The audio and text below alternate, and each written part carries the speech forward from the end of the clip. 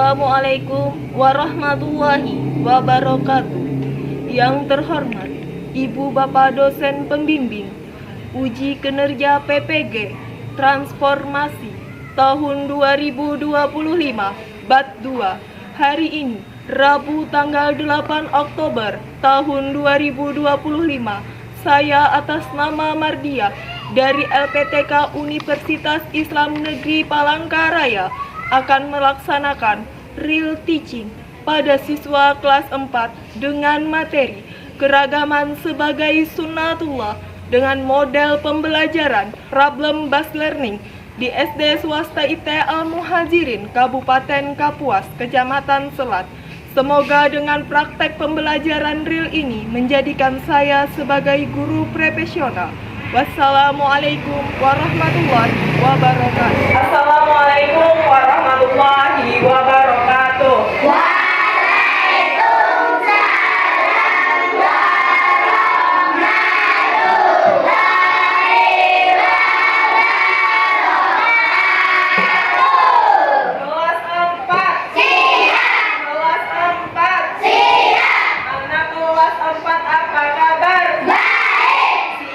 Kalian untuk belajar? Siap! Semangat semuanya, dengar dengan sesama. Anak kelas 4 semuanya.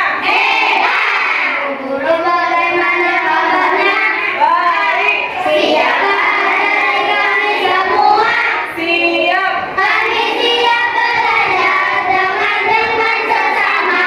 Kami fokus, kami bisa dan kami paham. Baik, sebelum kita mulai pelajaran pada hari ini, marilah kita berdoa. Siapa yang mau memimpin doa? Silakan Ananda Rizky untuk memimpin doa. Doa sebelum belajar.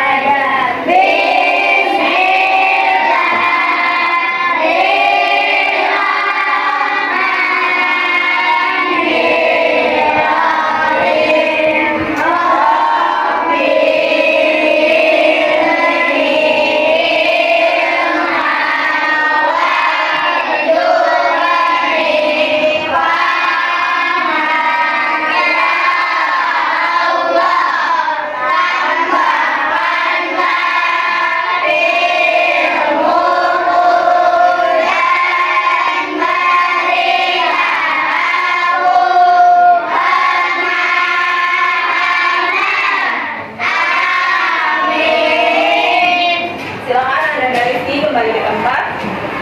Baik, untuk selanjutnya Ibu akan cek kehadiran anak kelas 4 pada hari ini.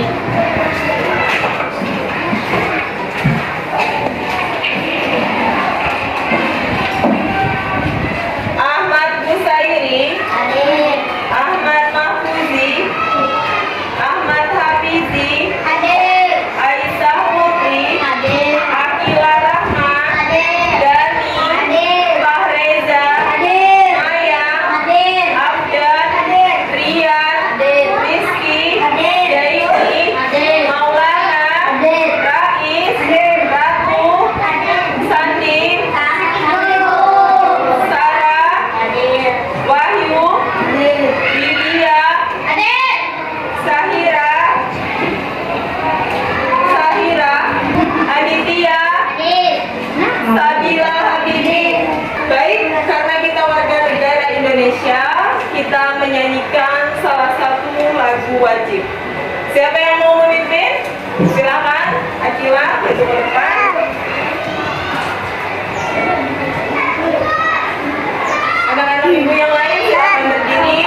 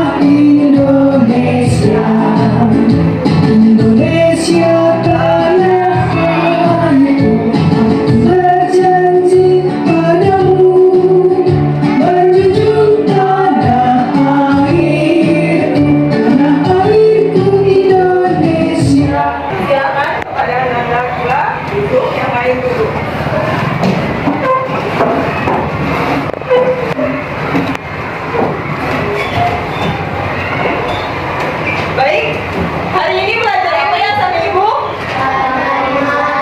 Belajar apa? Belajar agama Islam. Oke, sebelumnya kita sudah belajar tentang apa kan? Asmaul Husna. Sekarang kita belajar ke bab 3 dengan judul Hidup Rukun dalam Keragaman. Hidup rukun dalam keragaman. Ada yang tahu nggak ya? Apa itu keragaman? Apa aja? Keragaman itu sesuatu perbedaan. Oke, betul. Keragaman adalah sesuatu berbeda. Nah, sebelum kita itu jelaskan lebih dalam materi pada hari ini, Ibu akan sampaikan tujuan pembelajaran kita adalah yang pertama, mendeskripsikan keragaman sebagai sunnatullah agar saling mengenal. Yang kedua, menumbuhkan sikap saling menghormati dan menghargai pemeluk agama yang berbeda di lingkungan sekolah maupun di lingkungan tempat tinggal. Yang ketiga, meyakini bahwa keragaman sebagai sunnatullah. Oke? Sebelum kita mulai, kita briefing dulu. Tepuk senyum.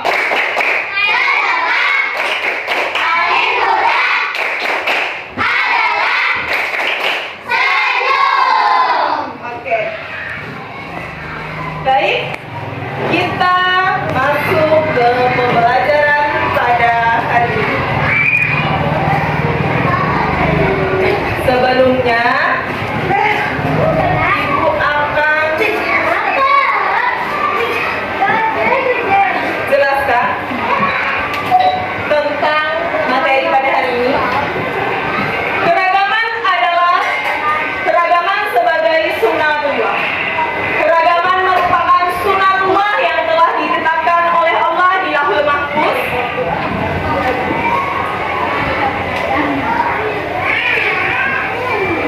Artinya apa? Keragaman sebagai sunnatullah artinya keragaman itu, perbedaan itu sudah ditetapkan oleh Allah di Lauhul Mahfuz. Indonesia memiliki berbagai keragaman. Siapa yang tahu? Apa aja nak? Apa lagi? Apa lagi? Apa lagi? Oke. Ini gambar apa ya? Gambar apa? Sebuah perbedaan apa ini? Agama. Di Indonesia memiliki 6 perbedaan agama. Yang pertama adalah Katolik. Yang kedua Islam. Yang ketiga Buddha. Yang ketiga Konghucu. Yang keempat Kristen. Yang kelima Hindu. Yang keenam Buddha. Nah, benar Pak?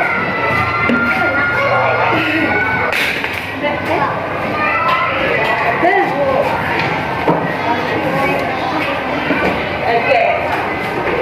Selain perbedaan agama, di Indonesia juga memiliki perbedaan suku. Apa aja?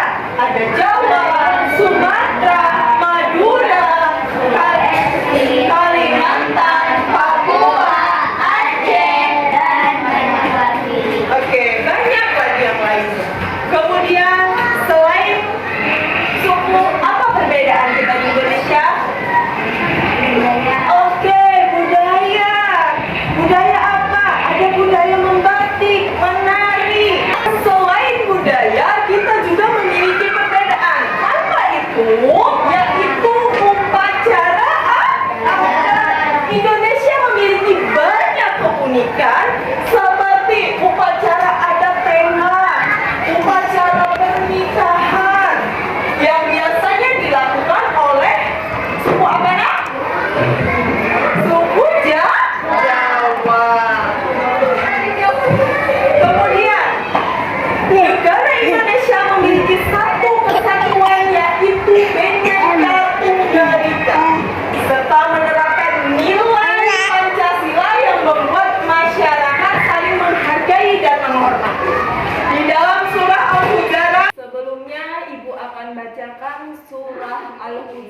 ayat 10 yang menjelaskan tentang keragaman sebagai sunnatullah. A'udzu billahi minas syaitonir rajim. Bismillahirrahmanirrahim. Innamal mu'minuna ikhwatun fa'aslihu baina akhawaykum wattaqullaha la'allakum turhamun. Shadaqallahul azim. Nah, innama amruhum mu'minin artinya sesungguhnya orang-orang mukmin ehwatun itu bersaudara. Fa'aslihu, karena itu damaikanlah baina akhwaikum, kedua saudaramu yang bertikai.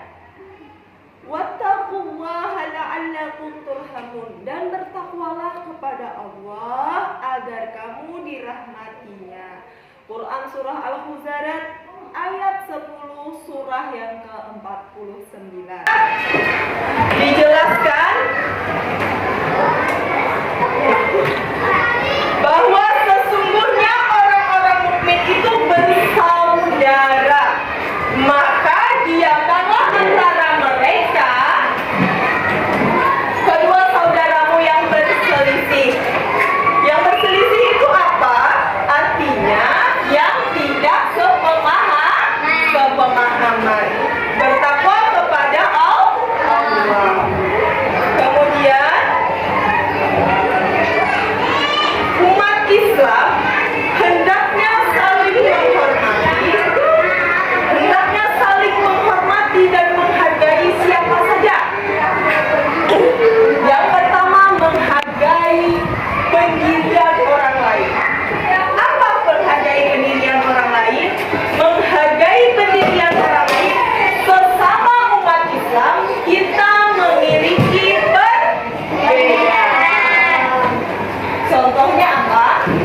Contohnya saat melaksanakan ibadah sholat subuh, ada yang memakai sholat dengan doa dan tidak memakai doa.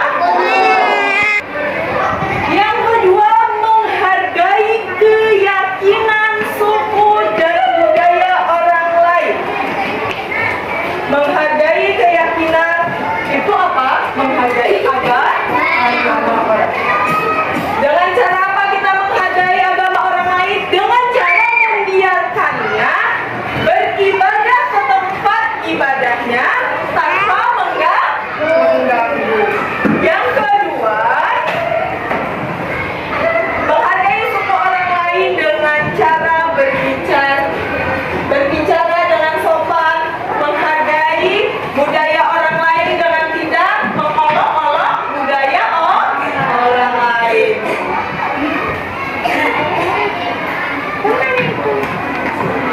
Yang ketiga, menghargai pendapat orang lain. Menghargai pendapat orang lain dengan cara apa? Mendengarkan dengan seksama saat orang lain berbicara. Yang kedua, jika pendapat orang lain itu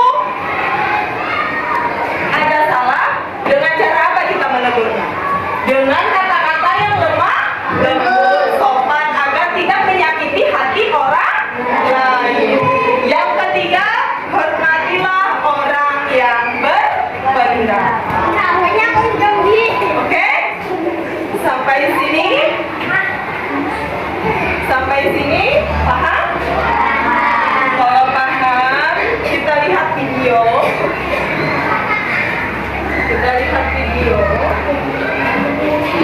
Tentang keragaman. Oke?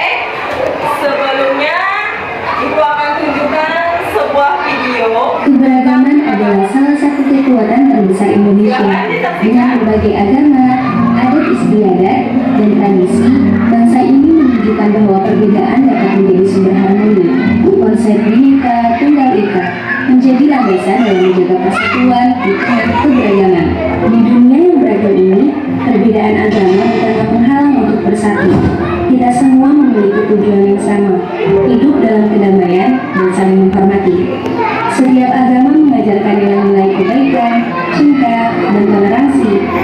Namun realitanya, beberapa di antara kita masih ada yang menolak atau mendiskriminasi orang berdasarkan keyakinan agama mereka, melakukan tindakan kekerasan atau ancaman terhadap individu, menyebarkan ujaran kebencian, melakukan perlakuan tidak adil terhadap seseorang berdasarkan agama mereka, seperti dalam pekerjaan atau pendidikan, menghalangi orang untuk melaksanakan ibadah ataupun praktik keagamaan mereka, merasa bahwa keyakinan kita adalah yang paling benar, bahkan kita sering menyalahkan keyakinan orang lain, membuat kita yang harusnya bisa bersatu malah terpecah belah.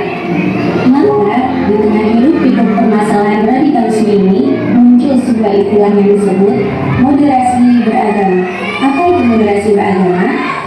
Kata moderasi berasal dari bahasa Latin moderatio, yang berarti kesedaran, tidak kelebihan dan tidak kekurangan. Sedangkan menurut Kamus Bahasa Indonesia berarti pengurangan kekerasan dan penghindari keekstriman.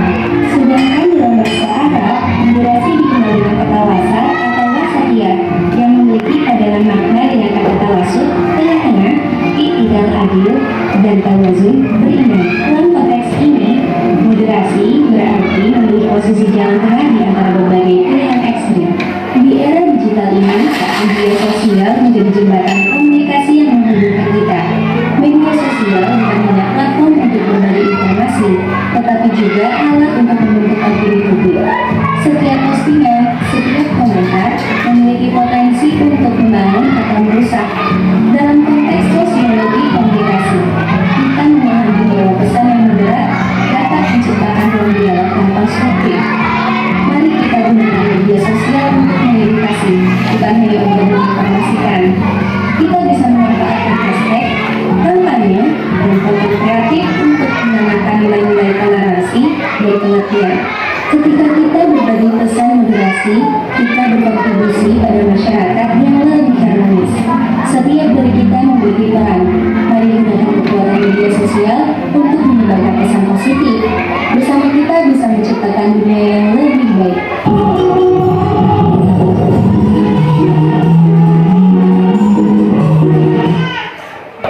Kita sudah menonton video. Sekarang Ibu mau mencek sejauh mana pemahaman anak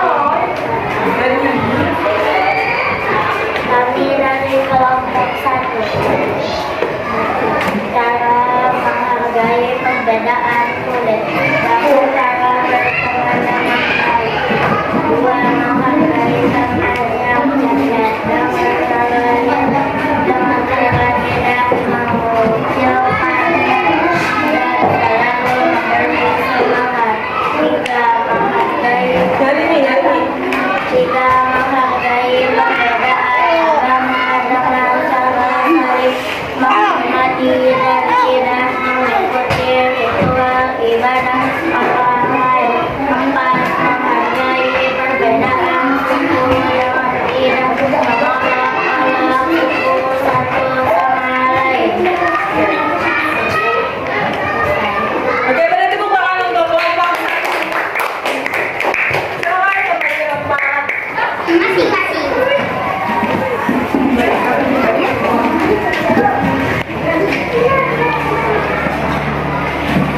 Selanjutnya, setelah kita mendiskusikan, sekarang ibu mau anak ibu menjawab sesuai kemampuan anak ibu masing-masing.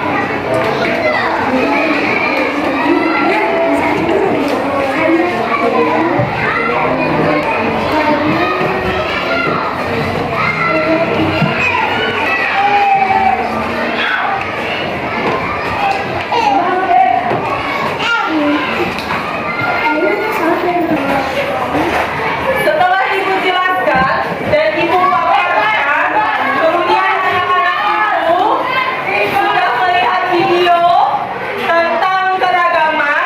Kita melakukan diskusi, melakukan evaluasi individu. Sekarang kita lakukan, ibu mau tanya tentang pengalaman kalian di rumah. Apa yang didapat dari materi yang telah ibu sampaikan? Ayo, Bu.